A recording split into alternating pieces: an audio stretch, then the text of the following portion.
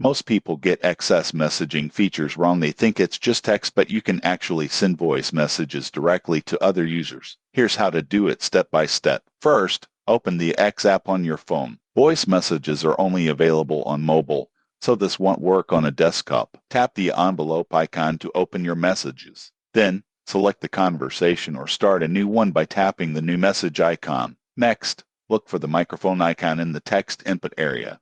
Most people get this wrong. They try holding down the text field, but the microphone is separate. Tap the microphone icon to start recording your voice message. You can record up to 2 minutes per message. When you finish, release the button, and you'll see the option to play it back or cancel before sending. Finally, tap send, and your message will appear in the chat with a small sound wave icon. The recipient can tap to listen. Voice messages are great for quick explanations, adding emotion, or just making conversations more personal. In conclusion, sending voice messages on X is easy once you know where to look. It adds a personal touch to conversations and can save you time typing long messages. Subscribe for more tips on mastering X and other social platforms so you never miss a feature.